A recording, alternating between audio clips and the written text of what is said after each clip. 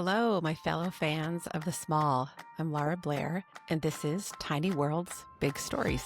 Here we celebrate the artists who craft small-scale magic, miniature makers, diorama dreamers, and dollhouse designers, and uncover the stories and creativity that bring these tiny worlds to life. Whether you build tiny scenes or simply love them, welcome. Today's guest is someone who reminds us that creativity doesn't always follow a straight line. Sometimes it waits patiently until we're ready to come back for it. Susan Canaday Henry grew up in Colorado Springs in a family where imagination had to do a lot of heavy lifting. She was constantly building, constantly creating, and like many of us, using tiny worlds as a way to escape something bigger. But like a lot of artists, she was also told to be practical. So she studied things like Russian and biology before eventually finding her way to art school in New York City, chasing a dream of becoming an animator. And then life happened. Career shifted, reality set in, and like so many people, she found herself trying to fit into spaces that might not have sparked her creativity to its maximum capacity. Until one day, she walked into an antique store in Las Vegas and she saw a dollhouse, and something in her quite literally stopped her in her tracks. She turned around, bought it, and that moment changed everything. What started as a hobby became something much deeper, a way to create, to control, to escape, and to fully express who she is as an artist. Today, Susan creates miniature worlds that feel cinematic and emotional, completely alive, and she's built a following simply by being herself and making what she loves. In this conversation, we talk about her journey from New York to miniatures, her experience on the show Best in Miniature, the magic of the miniature community, and why sometimes the most powerful thing you can do is say yes to what your younger self loved. Hello, Susan. How are you today? I'm good, Laura. How are you doing? I'm so great. I'm so happy to be here talking to you. And I always start with the obligatory question. Were you a creative kid? Did you like miniatures when you were little? What did little Susan love? Oh my goodness. Yes. Like many people who are miniatures, I was a very creative kid. I was hell bent on escape. I think I grew up in Colorado Springs and Oh, my father was a musician. My mom was a hairstylist. And we were a military family too. So we didn't have a lot of funds. I mean, we were never lacking for anything, but imagination made up for a lot of the stuff that we couldn't buy at the stores. So I was constantly building, constantly trying to escape into my world. I think Barbie was probably my first foray into miniatures in the sense of the doll world. But then after that, it just became this obsession because there's a life in all these things, these tiny things. I agree. I agree. It is a lot about escape, isn't it? It's a lot about escape. I think that's what it was for me too. Barbies everywhere. Oh goodness, I wish I still had them. So sad that they got sold at a garage sale. So you studied art, correct? I know. Yeah, I do. You studied art and you lived in New York. I want to hear about that time in your life and just the art that you were making and kind of how it before, I guess, BM before miniatures. Oh my goodness. Yeah, it's funny, and I'm always so happy to talk about this because I meet a lot of people who turn away from art because it's not pragmatic and it's not, something that they can see themselves making money at. And that's the struggle I've always had on I would say probably the first half of my life. So Mm. when I was younger, yeah, I was super curious and wanting to explore things creatively, but it wasn't seen as a very pragmatic thing. I came from a household where I had an immigrant mom and also a father who was from the South. So it's just like very hard work ethic there and go into something pragmatic and practical. So my first degree actually was I pursued Russian and also biology as Wow, yeah, like left that's a cool little tidbit. yeah, left field. It took a trip to Orlando to Disney World and meeting some real life animators that started me on my path towards art because I saw this was a way that somebody who was a working artist was still able to afford a new car, a house, all these things, but trying to check the boxes for, Yeah. defending my choice against my mother and my father. And so at that point I decided to transfer from the school I was at, which was CU Boulder, University of Colorado at Boulder, to go to Pratt Institute. And Pratt, I chose Oh, specifically because I wanted to become an animator. Specifically, I wanted to go work for Disney. And Pratt was one of the schools from which they would recruit new animation talent. And so I did everything I could to get into that school because I just wanted the opportunity to cross paths. Now, what I couldn't anticipate was the teacher that New York City was going to become because, Uh, you travel to a big city like that, girl from a town like Colorado Springs with big dreams and how you're told on TV how it's going to happen. But when you get there, the reality is a whole different thing, including all the different pathways that you find. So going to New York was probably the best finishing school for me. I changed hmm. a lot there as an artist because I think you are just hip deep in other artists. You're trying to stand out from the crowd a lot, and you're trying to find what's unique about you. But New York is also the capital of cool, so there were a lot of like talk about your Disney aspirations wasn't cool. I was gonna say, like, being wanting to be an Imagineer, that's the word, right? Yeah. During that time, did it shift a little and think, "Hmm, maybe I wanna be a New York artist. Maybe I wanna live in this place and do my thing artistically in this cool city where it's all happening." Did you ever think that? I did. I did a lot because as I was going through school and it was starting to become apparent in the traditional animation industry, because that's what I was studying, the advent of Pixar and 3D animation was really changing how people were producing animation, plus a lot of work was being shipped overseas. So I realized even as I was in school that the likelihood of me probably getting a job, like all those animators I saw in Orlando, was probably not likely. It forced me to crack myself open. And at that point, I started another journey of trying to figure out who I was as an artist because there's a big pressure, obviously, in New York City to make money. So it's like, should I be a Mhm. graphic designer, illustrator? What can I do that still uses $30,000 a year degree? Basically, that's how much prac costs. So me trying to be very like pragmatic about everything, I was trying to find a way to fit into everybody else's category. And I had a lot Um, of trouble with it because I think I'll sum it up this way. I was too fine art for commercial, but way too commercial for fine art. oh, man, rock in a hard place. Yeah, that's tough. You know, I want to introduce you to Tammy Knight because I Mhm. just had a podcast with her the last episode, and she was in New York and she went to Parsons, and a lot of the stuff you're saying is very similar to what you would love her. You guys would totally hit it off. Oh But my yeah, god, yeah. check her out because she's a miniaturist, amazing. But she had that same like she went to Parsons, she grew up in New York, and I think there's definitely like this fine art, kind of thing when you go to these schools. Which direction are you going to go? So you ended up moving to so you work like just for a while before you were married and moved to Vegas? Like how did that trajectory happen? Oh, no, I mean, I lived in New York City at this point in my life, it's the place I lived the longest, and when I was there after I had my plans were to just graduate from school and still try to move out to LA to become a feature animator at Disney or some studio, anybody who would have me, but life happened. I met my husband the old-fashioned way at a bar, and this guy Those days are done. the days are done, exactly. Those days are absolutely done. I don't know what I would do if I were single today. I feel for anyone who's in the dating field right now, it's tough. But, so I ended up staying in New York because, our lives were just rooted there.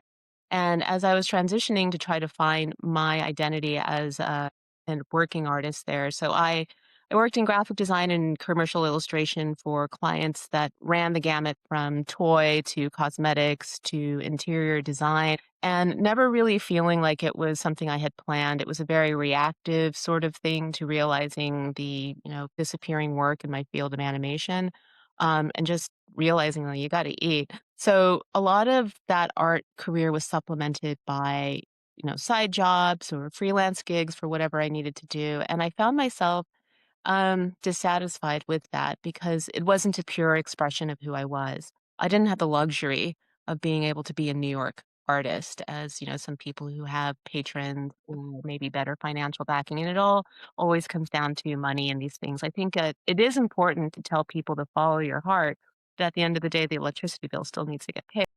That's a great quote, especially living in New York in your tiny little studio. I know. I know. It's a sacrifice for sure. It is. Nice. But it's also learning to do a balance too. But in New York, I felt what I was getting in exchange for leaving behind the sort of dreamy eyed position that I was at was a cold, hard reality, which helped to temper not only my pragmatic side of being an artist, the bills and everything else like that, but also to be more exploratory and to really have a harder eye on myself for determining what was good, what was quality, because the competition is so deep in New So York. deep. Yeah. Yeah. Mhm. Good finishing school. It is a good finishing school Good and a finishing. good starting school. Yeah. So you were working and supplementing and doing all these things, and did you ever during that time say, "I'm just gonna go for it, we're gonna see what happens," or was it always kind of on the side, like the art stuff, or was it your whole world? It was all of those things. Weirdly enough, it was my whole world, and it was one of those things where I had made the biggest sacrifices I knew to date to do, which was to leave my home behind in Colorado and to Mm. take off and go and redirect my life in this whole I mean, it was a gamble from the minute I did it. That's a Yeah. very mature decision for how old you were. I mean, Oh, to just go for it and go to the city, that's a really big what I'm trying to think what year was this? What was New York like during this time? this was the late '90s. It was late 1997, so the verge of the dot-com boom was just happening at that point. So really exciting time before, cell phones, which came about probably 2006, 2007, but, before Friendster, before MySpace, before all of that. You had to make your own way. You had to make your own way as a young woman in the city, that's not easy. It's not Yeah. easy. But it sounds like it served you well. Oh, yeah, yeah. I think New York, like I said, I keep saying New York City was the best finishing school. You're right, it was the best starting school. I think everybody in the world should live in New York just for a little bit. I totally agreed. Yeah, that's my dream. I'd like to live there for 1 year with no kids because I wouldn't wanna live there with kids, I don't think. So, and I'm empty nest now, I'm thinking, "That sounds really good. Studio would be fine for, for 1 year. 1 year." You might want more. I know, right? I know. So when you let's shift gears, and Mhm. I want to talk about the dollhouse, this Yeah. famous little dollhouse in the antique store. And it's a great story, and I just want to hear all the details and how you felt and what shifted for you with that. Was it just the heavens opened up, or what do you think it was about this little dollhouse? What's really weird is that it did. People talk about those moments that happen in your life where your brain chemistry has changed. And this isn't hyperbole. It did happen for me. So what happened was, so I work here and I live here in Vegas now. I work for the local NPR station here. God bless you for that, by the way. Thank you. We need everybody's help now, so I'm just, like, do a little pitch Uh, for NPR right now. But, we have clients at the radio station who would advertise through media, and so I was downtown visiting one of our clients, a store called Rebar, and Rebar is known in Las Vegas for being a bar and an antique store at the same time. I think it's a brilliant business plan, basically drink enough until the stuff around you looks like, "I have to have that Princess Diana Barbie," like, you know, it gets there. One I day I think that's written in their business plan. I think it should be. That's pretty it great. should be. It should be. One day, I, was there to drop off magazines, and as I was leaving, I spotted this gorgeous dollhouse. It was an Art Ply Franklin dollhouse, well built, with the furniture still inside, and I asked about it, and it was just like, because I never had a dollhouse when I was growing up, at least, not those really pretty, intricate, fancy ones. I had a Barbie townhouse, which was fine, but not a dollhouse prop. Anyway, I asked about it, and, just thought, "It's not pragmatic. I'm too old, whatever." And the thing that was magic was as I was walking away from the dollhouse and going to my car, something stopped me. Something stopped me from getting into my car and driving away and made me turn around on heel and go back into the store and say, "Look, I'll buy." And I didn't it's so true. It's like that moment, my life was sort of cast forward because that dollhouse changed my life. It was like I touched a Horcrux or something, um, that it sat in the back of my car for a couple of days because I didn't have a place to put it. But the second I put it into my home and gave it its space, at that point, the imagination became rabid, just absolutely rabid because the potential was deep. This was my little house. I may not have the money to refurbish or renovate my real home, but I can do it small. That's Just always like a very nice thing about the dollhouses is you can do whatever you want. It's yours. yeah. It's yours. You can do whatever you want. So you are working at this time and you Mhm, are balancing work and also you're finding out how wonderful this quote unquote hobby is. It went mhm. way more than that for you. What was that? Did you come home and were you excited to get home and just get to it? And how much care did it get during that time when you were working? It got a lot of care, got a lot of attention. I think my coworkers just saw small package after small package going into my inbox because I just started ordering things for it. I think there's a bit of fear when you first get a dollhouse and you're not experienced with it because you don't want to touch everything. Everything looks pristine and it's kind of perfect and you're not confident of your own skill. By the time I was finished with that dollhouse, I had taken out a floor, knocked out wall, and really started to just make it my own. You find yourself inspired by things that you didn't think of looking at before because now you're looking for small scale things. It changes your eye when you're working in miniature. I think everybody who's a Totally mini agree. Yeah, yeah. the best parts. Oh my god, it is the best part. So seeing the world differently and then just having sort of the creativity and the power to sort of just create and control what you make, that to me was probably the most gratifying thing as an artist because it was a control that I'd never had before from conception to execution. It was all my call. It was all in my timeline. It was all on my budget too. And in that space, like, I just found immense joy and freedom and escape, which I think is what a lot of miniaturists find in their own worlds too, so I'm no different. Yeah, I agree. And with a stressful job, it's nice to have a place to go, Oh, especially during campaign season, right? To have a place to go and really just be with what you love. So it's funny because to me, I talk to a lot of miniaturists who say, well, I was kind of doing it on the side. And then I realized you like kind of from the get go, when you got this house, it was like you knew that it was something special. You just knew right yeah, away. I Yeah, I love because that. I think the other thing too that I was able to approach it maybe with a more precious, I suppose, or maybe even more like fine artist approach was because I wasn't looking to monetize it. I just needed it purely for escape. I wasn't looking to sell. I wasn't looking to build any other thing. I wasn't looking, to do anything with it. I was purely 100% selfish. And I still am about my miniatures, which is, a big reason why I don't sell. I'm horrible with deadlines because this has all been for me 100% for the most part. Well, how cool though, what it's been for you. You had a lot of wonderful opportunities come from it just because you followed what you wanted to do yourself and because you are unique in your builds. They're very unique, they're very you, they're very Susan, and I Thank think that's what people love. That's what people love. So your work seems a little cinematic to me, your builds. you. Like we're stepping into a moment that kinda already has a story. I know you don't necessarily have the figures or the Barbies or the people, wrong scale, but, what makes them I mean, do you see that? Do it looks like they could be inhabited a little bit, and what kinds of figures do you think would be in some of these homes?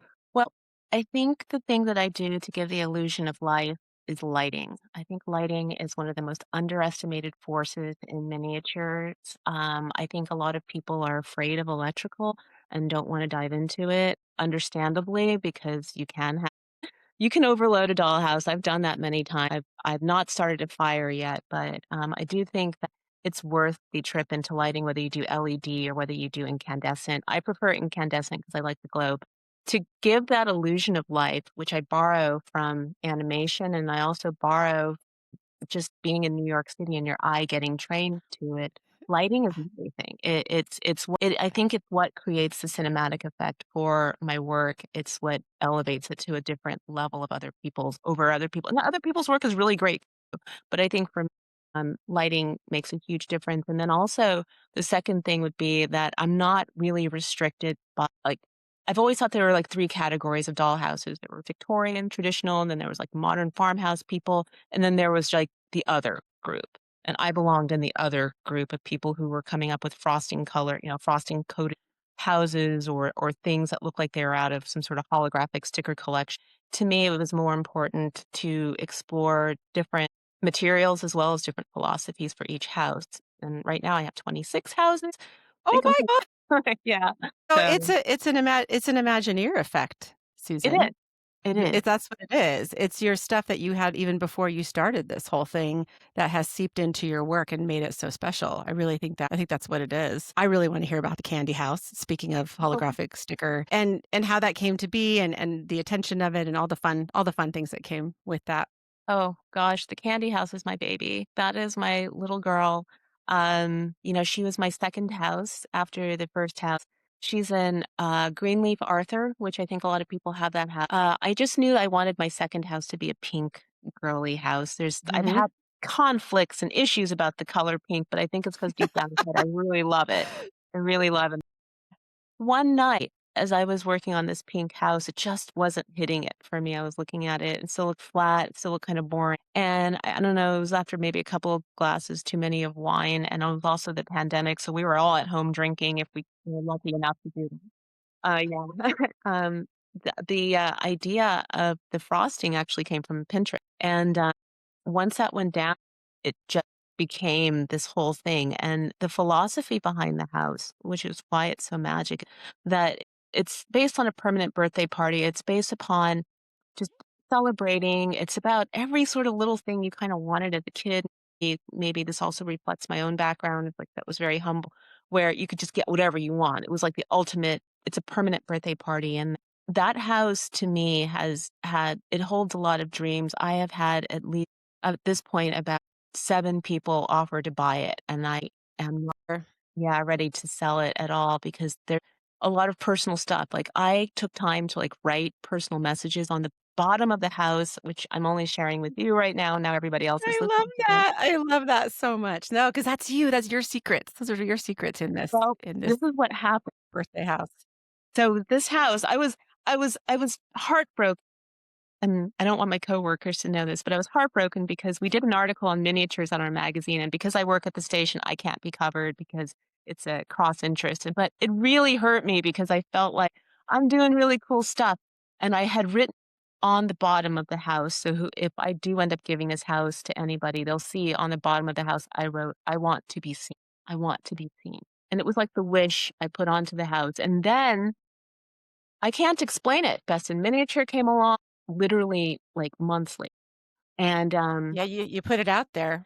I put it out there and it manifested just like everything with this dollhouse, and that's why I'm simultaneously charmed and wowed, but I'm also kinda spooked by my dollhouses a little bit because they do garner so much attention, and they do bring so much of the stuff I've wanted all my life as an artist.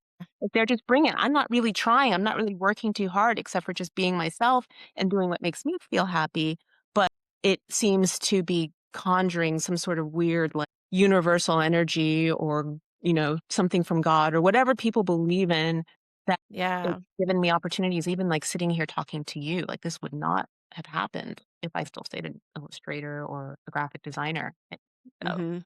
wild. Oh, well, I know this is a great opportunity to say this.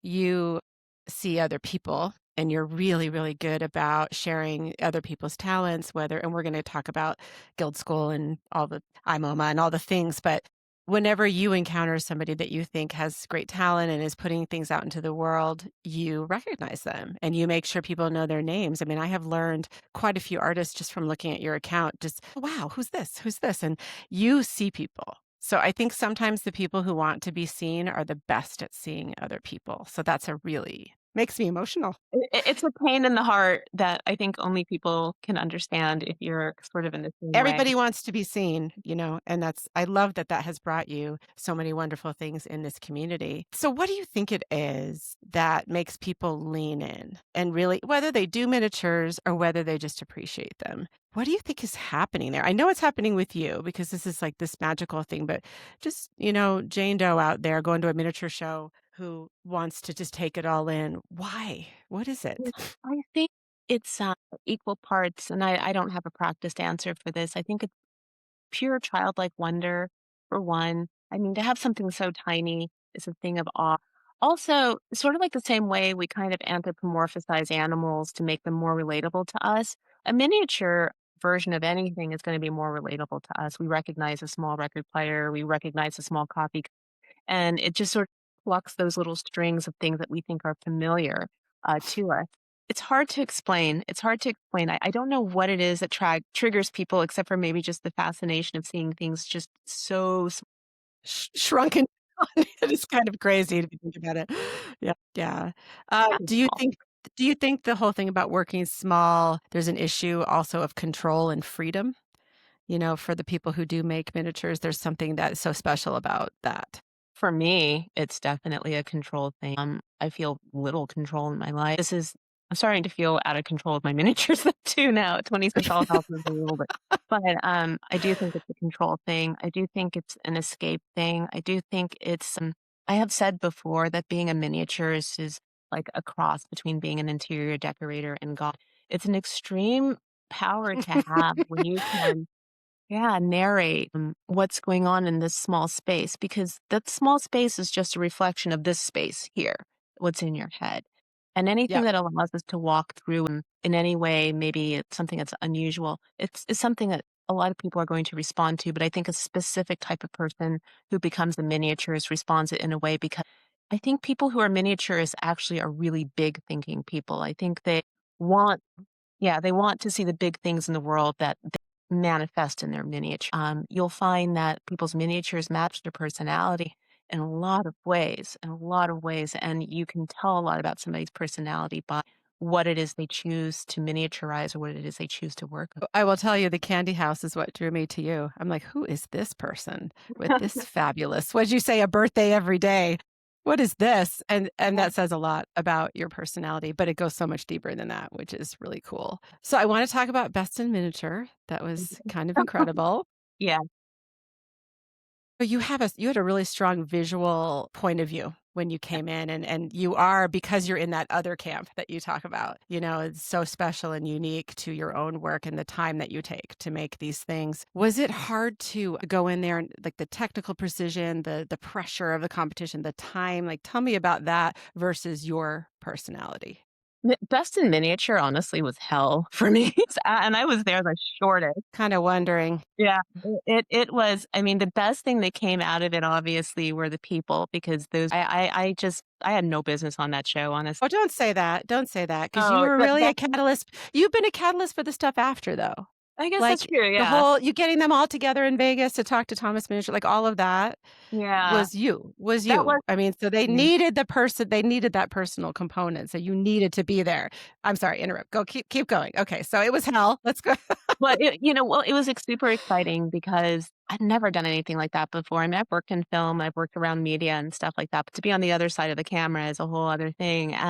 It was like a whirlwind. They whisked us over there and, took promo photos and stuff for the first day. And then, the builds. When you walk onto the set, it's a surreal experience because Oh, I bet. you've seen the show. And so to actually be there was just like that. And, you know, when it came to the competition, I think even with the best of intentions, you just don't know what's not going to work. And when I went on set, I had a very strong vision. I had two houses that I was thinking about. One was a slumber party theme, and I wanted to make a statement about gun violence with it because I was going to basically, my story was going to be about a girl in Colorado Springs, a news story I remember from a long time ago. And it was just, we were at that time in the news, you were seeing a spate of stories about people getting shot for knocking on the door or, going into the Right. driveway of somebody. So I felt it was a poignant thing. But then I thought, I have a tendency to go negative and I don't want to do that. So let me go to this other direction, which was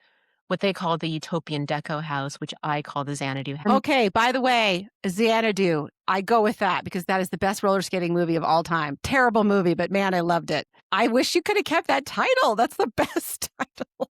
I have the poster. I have the poster in my art studio. Xanadu, it's the best. The best. So Xanadu, or the Xanadu house, was basically the concept of it was to be a utopian house. I think in the last season we saw a dystopian house, and there was a lot of just fears of the future. But what I had hoped for my dream house was a house that was going to take care of. I didn't really have a story per se. I basically that house was just one complaint, room to room to room of just light. I wanted that home whenever the story I wanted to show through it, for example, was how this house takes care of you. The kitchen, for example, when I read the prompt for the episode of the kitchen, I knew I wasn't going to go very far because like the kitchen I had planned had was not going to adhere to the directions of creating something to heat something up or to have a water or anything like that. My mind for my kitchen was that I want to walk in and I want to have an automat or something that's like a very ultra vending machine where I don't cook, I don't clean, I just walk in and I take the food out that is ready to go after a long day of work or something, and I don't have to clean up and deal with it. Like that to me was a dream house. I didn't get past the shell because one, I chose really, really, really tricky material. Um, Adhesive vinyl, the iridescent vinyl, as gorgeous as it was, it showed a lot of mistakes. But I also feel too that I don't know. I think I was doomed from the beginning because honestly, I saw Emma's eyes when she saw my house, and it wasn't good. It wasn't good. I don't think she liked it at all, even from a distance. So I was already kind of, struggling and underwater and in a fighting position when they made it up the stairs to me to talk about the house. I had a very distinct vision for it, and I fell in love with it so much to the point I'm gonna move the camera very quickly. Yeah, I Um, wanna see, I wanna see. yeah, let me see if I can pull Oh, oh this. my gosh, look at that. So you've Um, been working on it, so I'm so glad that it didn't die, that you kept it going. Me too. It's beautiful. I'm gonna shrink myself down and roller skate inside that.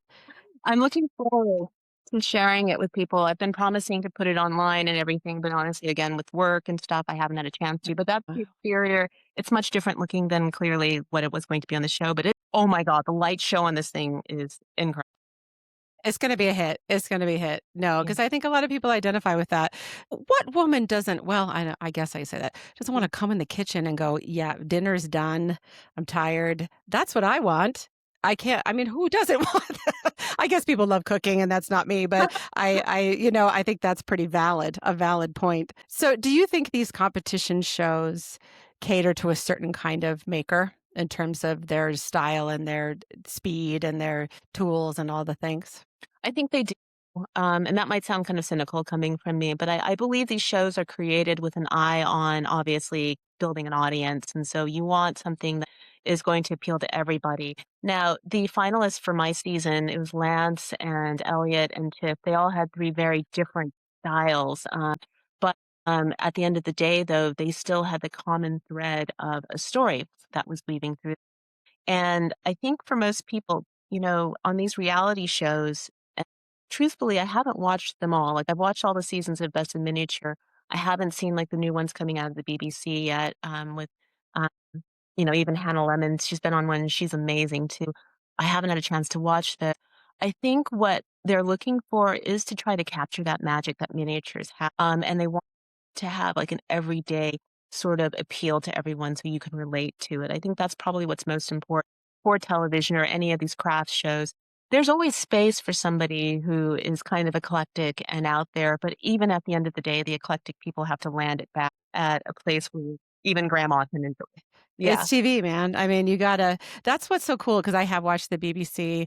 It's a very special show in that it's so boy, it's very emotional. People are having things made for them that brought memories and things from the Oh, history. You'll love it. It's very different. I feel like it's a nice and I love Best in Miniature, adore it. I mhm. mean, I love the show. I'm a huge fan. But I did see a shift in kind of more about the thoughtfulness, and it takes time. Like Hannah Lemon's Bill took time to do the hospital, the mini hospital that she did. I feel like maybe there's a little shift and there's room for all kinds of shows in this. And because miniatures are hot, I mean, they are right now, especially since 2020 when everyone, as we say, was drinking and sitting home and working on tiny things. It has gone a way in which we've looked at the meaning behind it, not just the speed and like because I have a really good friend who was also asked to be part of that world, the competition show where it's quick. And he said, no, I mean, like that is just so not his world. And I appreciate that, because it's not for everybody, but I love that you did it. I love that it Yeah, was probably pretty scary, I almost said no. Yeah, but I you mean, I did did, it. but I almost said no. Realized that, first of all, they had been I just discovered this recently because, I don't know, I had applied apparently in the past. I didn't realize it was Best in Miniature, but then they had, come back to me and had tried to reach out to me for months. And I just, when they finally did get a hold of me, my audition tape is just the worst because it's just me sitting there going like, "Do I really wanna do this?" Because, what happened to me during Best in Miniature is the one thing you don't wanna have happen to you on any reality show. You don't wanna be the first one off, and you don't wanna have, you know, that sort of judgment kinda put on you, and you can't know, like, how it's gonna be. Like, there were times whenever I was on the set and, I'm sort of like talking and singing to myself even though I know there's a mic on me and stuff like that because I was just trying to stay calm. You don't know what the time is, like, you can't bring your phones on, there are no watches out there. You've got ABBA in the middle basically shooting the shots for, like, 30 seconds left, 10 minutes Ah, left, 20 minutes left, and it's just throwing you I off, and then the judges are coming over and talking. yeah. It Well, was is it possible that they chose you because you have an eclectic style and you're also a very deep thinker? hope Like, so. don't you think that came across? I In the hope b so. like, don't you think they wanted someone like you on the show? I Whether you got voted off first or not, it was an Mhm. important component, and you filled that bill, right? I mean, it's I wanna always make sure that I'm very clear, like, I am grateful for the experience, it was more of a positive one than it was but my process before the show was full of anxiety and full of, like, a lot of just doubt because I was just like, "This is a risk you're taking," and honestly, just like everybody else, I've done my fair share of knocking reality shows and saying, "Oh, it's only nimrods on those things, only idiots go out for reality shows," and da da da, and then here it is, like, all of a sudden you get this opportunity to be one when it's like, "Oh, yeah, maybe. It is best in mini like, this is Oh, I'm not gonna get the to the maker shows, though. I give a pass to people who have skills. I yeah, mean, you're not just sitting around talking about exercise and your neighbors. I mean, like, it's a skill. Like, you yeah, go in and you're showing something you do. I give a pass. I mean, that's why I love them all because it's yeah, interesting to me that how everybody brings their own history and their own style. And your yeah, style was very unique, and that didn't get lost just because you got voted off first. And like I yeah. said, you were the one that brought everybody together in Thank Vegas. you, yeah.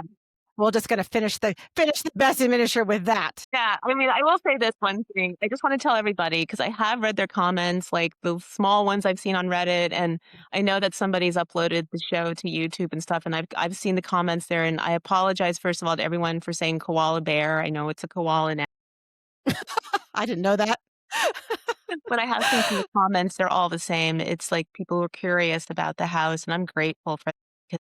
It does make me feel like, yeah, I belonged on that show, and it wasn't a fluke, and I brought my style, and the I don't know, I think I'm like coconut ice cream. I'm not vanilla, I'm not chocolate where everyone loves it, but coconut, either you love it or you hate it. But the people who love coconut, they love it. So I'm really, really, Oh. really happy for the people who love my stuff, including you. Thank you to all the coconut lovers out there. That's great. I wanna talk about your special room, like Yep. we've been talking it's 26 houses.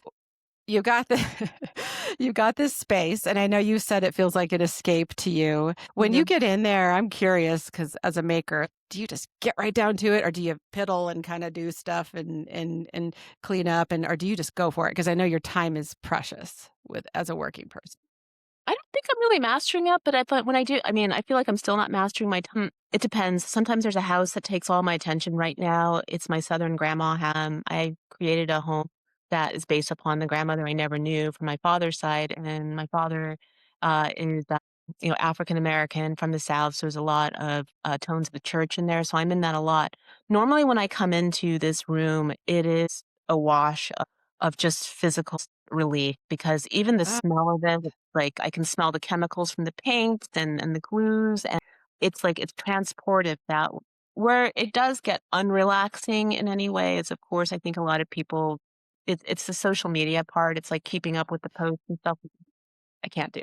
So that's my next question mhm, about that, because all of you, I mean, you all we wanna show, what we make, and that's how also you have been able to shout out a lot of other people. Do you keep it to a schedule, or do you like, I'll post when I want?" And, like, what's it like for you? Because you do have the added thing of a mhm. job, a day job, because a lot of people, I think, who are just doing miniatures, they've got their admin day where they do their posts, and then they have their work days.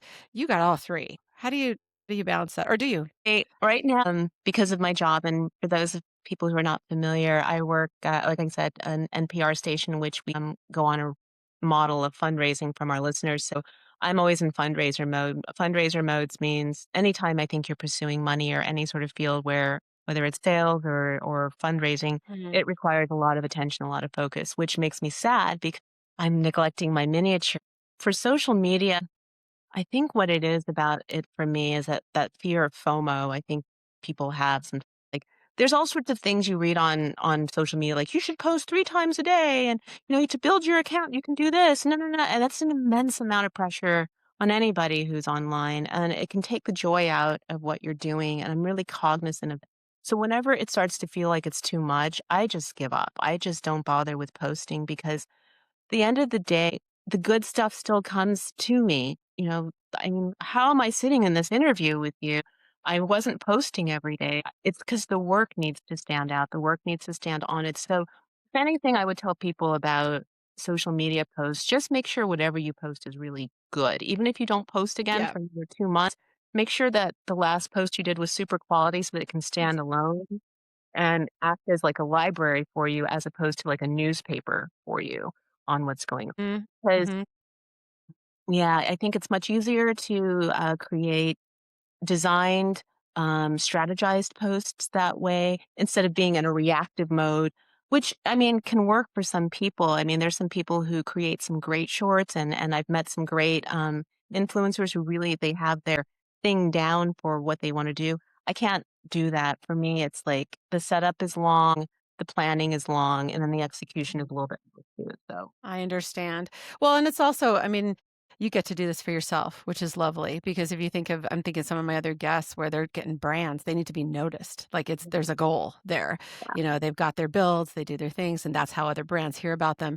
To not have that pressure is good. And I think you really come from it as a point of the craftsmanship part. That is something that's important to you. So like, going to guild school, I want to hear how you got involved in that and why that was important to you. And I looked at all your it looked like so much fun, and I really wanna go. It's on my list. I just gotta figure out how to get there. But talk about that because I think that's looks like a super source of joy for you. it's where every miniature should go. And Laura, when you get ready to go, let me know because I will connect Okay. you with people to make sure that you have a place to stay and everything. Because that's one of the first things that's Aw, sold out in Castine. Casting, Maine is amazing. And I remember even in my Best in Miniature interview, they asked me what I would do if I didn't win the grand prize of going to IGMA. And I just told them without a beat, like, I will get there myself. good for you. Yeah. And I did. It is like, it's a week of just full immersion with people who love miniatures as much as you do. You will never have better or longer conversations about glue. You're gonna meet people who you're gonna meet It's so controversial. So controversial. controversial, but it's important. It's essential. You're going and the inspiration is endless because people are so good at their craft there. And the thing is, I haven't really. I think if I was going to specialize in anything, it probably would be electrical lighting. But everybody there has a thing. They have something that they're really good at. There's a woman I know. Her name is Julie Steiner, and she does these miniature, like, just holy cow! I've never seen Amazing. She's absolutely amazing. Yeah. The instructors are incredible, and then they really take care of you because 'cause they've got your day planned pretty much from 8 a.m. until, like, the evening hours with dinners and things like that, so it's one full immersion. It's just that 1 week where everybody gets together. You got people from South Africa, from Qatar, you've got people from Australia flying in. It's Russia. It's just insane. So it's like the best adult summer camp ever. The best, hands down. Plus, it's Maine, so there's a lot of lobster too. Lobsters and miniature. Keep hearing about the lobster. I love Maine. We used to live in New York, so Portland was a place we went, and it's just a really cool state. It's very different, you know? Yeah, I wanna get there, and I'm so glad that are you gonna keep going? Or did you just go twice? Or I know it's a huge expense, but is that something you wanna do again? Yeah, I think, for me, living in Las Vegas, round trip ticket, stays, and tuition all total about you're looking at about a $5,000 trip, to make it out to yeah. I'm in Washington, that sounds about right. Yeah, so that's about where that price was. This year, I won't be going, unfortunately, because of some, family issues, but next week, after the Thomas Bishop show ends, I am going to go to the K. Browning, school, KSB School for Miniatures, and I'll be taking a class with Frank Crescente, who I'm a huge fan of for a long time. So I'm getting my miniature schools in. The thing about the schools that's great about IGMA is you learn about the other schools. Apparently, there's another one, I think, in Denmark.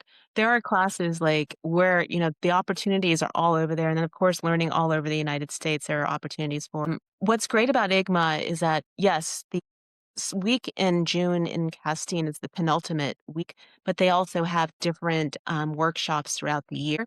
So there's one Mhm. coming up in Tucson at the Miniature Time Machine Museum. And I think they also do ones out in the East Coast, at least two. I'm forgetting the places they do them. But there's always an opportunity to get involved with IGMA. And I recommend people doing it because IGMA is all about the study of handcrafted, artisanally miniatures. While I think they're still in discussions about how they incorporate 3D printing to over to the crafting side of IGMA, that's still a Mhm. controversy sometimes. Just Well, it's not going away, so they're gonna have to yeah, it's one of those things. Mhm. yeah, they'll figure it out. But, all those other things where, again, from the glue discussions to learning how to work with materials, whether it's silver clay to embroidery to woodworking to all these things, you start to get that quality information about the quality of your materials, the quality of your approach, your direction. It is geared towards people to create miniatures on the level that you could display them in a mini in a so I think people get a lot out of it. Now, it doesn't mean that if you never make it to IGMA that you're not a great miniaturist or that, you Sure. this is a particular type of miniaturist, a particular type of approach that is probably more traditional and more rigorous than most people would maybe expect from miniatures. And I think the people who are drawn to love that level of rigor behind. Yeah, yeah, I've heard that. No, I'm a huge fan and I wanna go. Okay, so West Coast, we've Yeah. got IMOMA, which is now MiniCon, which is so cool that we have that here and we don't have to fly so far away, Mhm. and it's in your town. Cool. So Um, I wanna hear about your involvement and what that meant to you and the awesome term "minfluencer," which makes me laugh every time I hear it. I absolutely love and can I tell you, Susan, I get to be a minfluencer this year, and I'm really, really excited. I'm like, "Woohoo!" I get to interview people and stuff, so I wanna hear about that part of it for you Mhm. and how you got involved, and I know you have a lot of friends, and then you brought the Best of Miniature people together. Talk about Yeah. that a little bit, and you are loved, by the way. I've talked to quite a few people that are involved, and you are loved. Thank you. When you talk about like the best of the miniature community, it's definitely here in Las Vegas.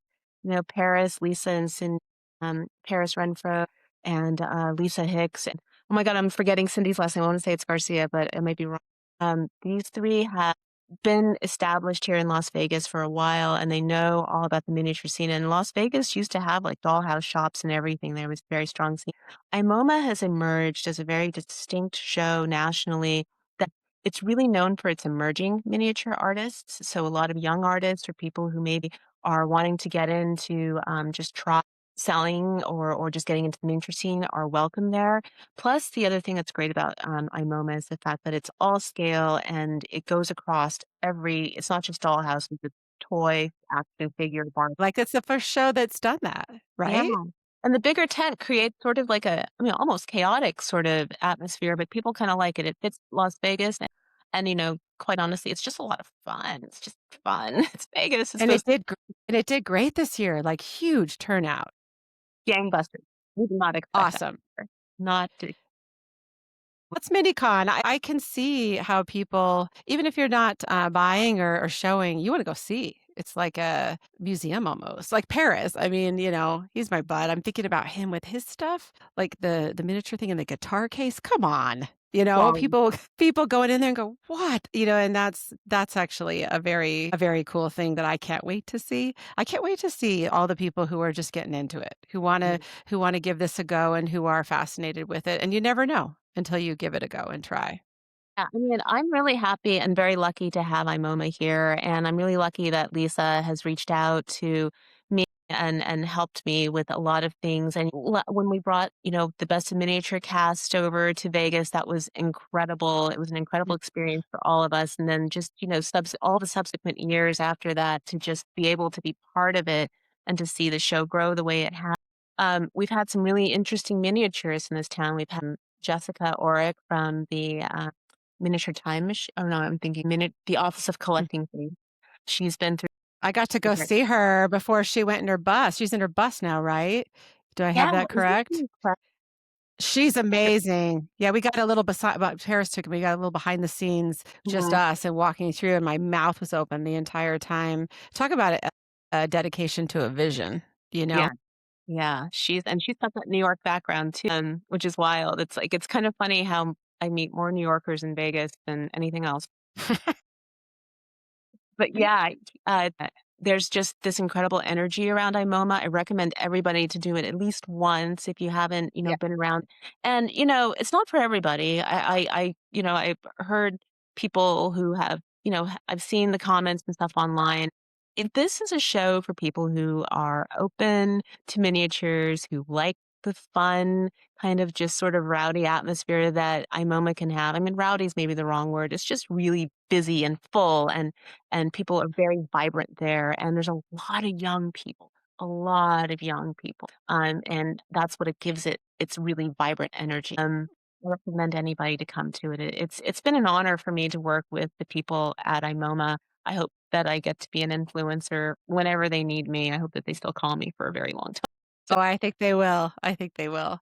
I can't wait to meet you in person this next year, oh, February. So, looking ahead, and I know you've done some cool print ads too. You did a little ad in a was it a magazine or something in Vegas where that your hand is in there, it's got the little glasses. And that I mean, are you getting picked up for that kind of work in Vegas as well? Oh, yeah. I mean, I have to be very grateful to anybody here who's given me any sort of press because it sort of creates my image online. Uh, Yeah. I was, covered by, Jeff Carter, who's the editor of Vegas Weekly here, which is our weekly periodical about arts and culture and everything that's happening here in town. And, he came over to the house with an amazing photographer named Christopher DeVargas, and they shot the miniatures in here, and I think Jeff basically said he felt like a bull sort of in a china shop a little bit because everything's so precariously balanced. Don't touch anything. Yeah, don't touch anything. And yeah, I don't the one thing about my miniatures room, my dollhouse room, is I've had more people ask me about displaying here local, which I'm not jazzed about only because many of these dollhouses are not built to move. I tried moving the behind me for a moment. Even down the block. It's God, like, yeah. yeah. It's tough, but I ultimately would like to have some sort of show here locally because I think there's something there. Las Vegas is something I ran away from a lot. I didn't want to admit people that I lived here, didn't want to say that this was my home because Vegas has such a trashy, tacky reputation. But the truth of the matter is when you live here, like any place, you start to learn that there is more to it than what the image is, and it's a great place, and it's been beautiful and wonderful to me. If anything, Las Vegas gave me miniatures, and I am grateful for That store where you got the house, is it still open? Oh, yeah. Oh, yeah. That's a good business. He has a good business, but it works. Strongest and antique? I Okay. don't I'm know. trying to think if I can have my open up the sky angel moment if I go into this place. I'm gonna give it a go. I think it's good. So, looking ahead, do you have I mean, you've got this full-time job and you're doing a lot. There any dreams that you wanna write on the bottom of the floor on your house next to your wanna be seen? Yes, there are. I have not forgotten my animation past, and there is this want in me to do stop motion, perhaps in my houses. As soon as I figure out a way to do that or some time, I do have maybe at least 2 more doll houses in me to do. I am working on right now a very dark house. A lot of people are like, "Oh, I wanna have a black house," and it's like, "That's cool. That's a really cool idea to have a black house." So I'm ready to give my offering, to the, collection of black dollhouses that are out there online. I'll probably have that one ready to go by midsummer. I'll be taking photos of it, but it's a cross between it's very influenced by the supernatural and also my days of hanging out at punk and new wave bars when I was younger. So you see, like, one of the walls has got the band Bauhaus on, and just, like, it's just Oh, so yeah. yeah, you know, it's there's gonna be I think it'll be very exquisite, and the I lighting I think oh, the lighting, of Mhm. course. The lighting with that is gonna be so fun, and I do think it needs to be a neighbor to the Party Every Day house. I think they should be right next door to each other, little juxtaposition on the street there. Oh, yeah, yeah, I think that would be great. I think that would be great. Is there, is there any other medium you wanna explore? I know because animation, has your heart, but obviously miniatures. Is there something else? Did Guild School kind of spark something for you, or is there something out there you thought, "Eh, I wanna try that?" You know, funnily enough, guild school sparked the want for me to draw and paint again. Because you know, maybe if I do it on miniature level or miniature scale, or if I just go back to regular scale, but it has triggered me the want to draw again. So that might be coming. I'll send you some photos too of my drawing, so you'll know what I'm getting back That's to. that's But wonderful. It hasn't gone away. It's still in there. it's still in there. It's still in there. It doesn't go away. It definitely doesn't. So for that. I So. love that. Okay, so my last question, I'm sad we're at the end, is what did little Susan absolutely love that grown-up Susan's getting to honor through this work? What little Susan loves is that grown-up Susan says yes to everything that this heart here wants to do. There are no deadlines. There's no worry about how much something costs. It's if I want it, I do it, I get it, I build it, whatever it is. I mean, yes, time is an issue, but right now little Susan is thrilled because little Susan never had a dollhouse, and now she has 26 and they're all amazing. Amen to that. Okay, I'm going to read your words back to you here because I think this is a good way to end. Life is crazy. Say yes to everything. Take every chance. Follow your heart. You never know what you'll bring into your life, and always expect more to come wherever you direct your passion. And then the last one is be good to yourself, make minis, and remember that your mini world is your own unique and beautiful manifestation. Manifestation indeed, Susan. I said that's pretty smart. You did. Yeah, that was really stood out to me. Your mini world is your own unique and beautiful manifestation. Absolutely true. Well, it has been delightful getting to know you, and I can't wait to see what you do with your goth house. That's going to be fantastic, and all the things, and also just post when you want, and I will so look forward to seeing those, and I look forward to meeting you in person. I look forward to meeting you in person too, and I also look forward to spreading just the joy that you are experiencing and to talk about you to other people as well. Thank you. It's a dream Well, to do this. it is, and it's something that, we since it's such a visual medium, we don't really often get to hear the voices or to see the faces behind what we're doing. I mean, of course, social media helps, but whenever things are just sort of like these precious little, like, quick 30-second reels and stuff, you can't really see it. So what you're doing is a massive cracking open of the medium and, revealing Thank some of you. its mysteries and its coolness, and that's really, really awesome too. You're like the glue through the community. Which glue? Which glue is it, My Susan? Which favorite, which glue is it? E6000, I think. I think that one's my favorite one for right. Yeah, that's mine too. Well, thank you for that. I really appreciate that very much because it has been an absolute joy, and I'm just going to keep doing it.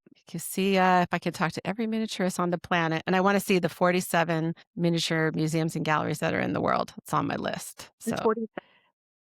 yeah, it's a Oh, lot. I'll send you the documentary, and I can't remember it. I'll put it in the show notes.